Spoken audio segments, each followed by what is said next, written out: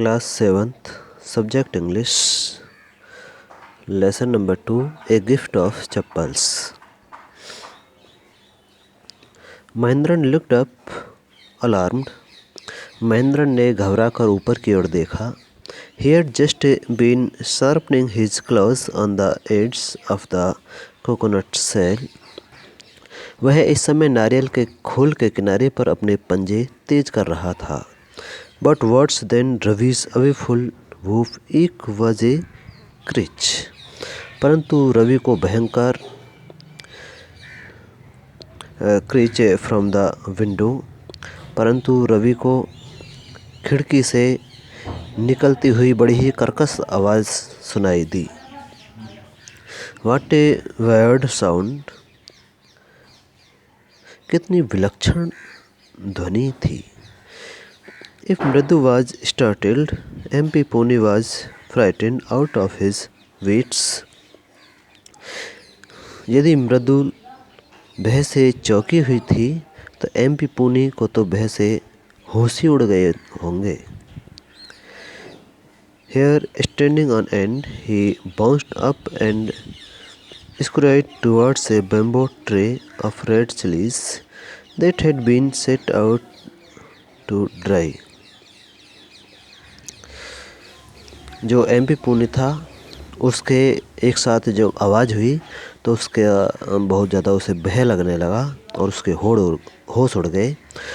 उसके रोए खड़े हो गए और वह ऊपर कूदा और सूखने के लिए रखी हुई लाल मिर्चों की बांस की टोकरी के ऊपर जोर से दौड़ा। Trying to hide beneath it, he tipped a few chilies over himself.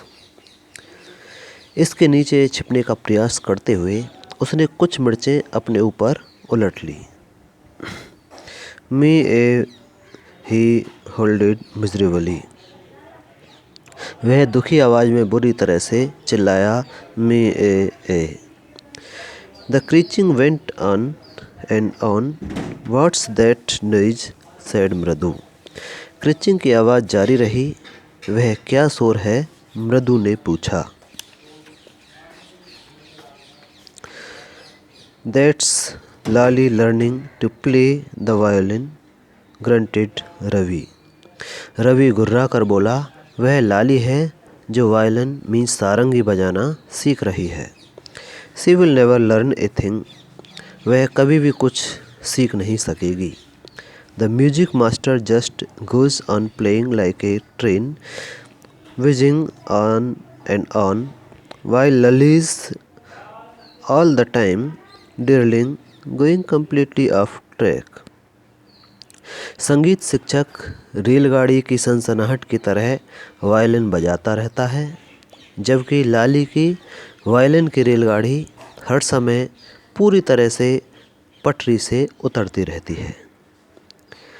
इस प्रकार इस लेसन का यह फर्स्ट पार्ट कंप्लीट हुआ। इसके बाद सेकंड पार्ट शुरू होगा। अच्छी तरह से इसको समझकर याद करें।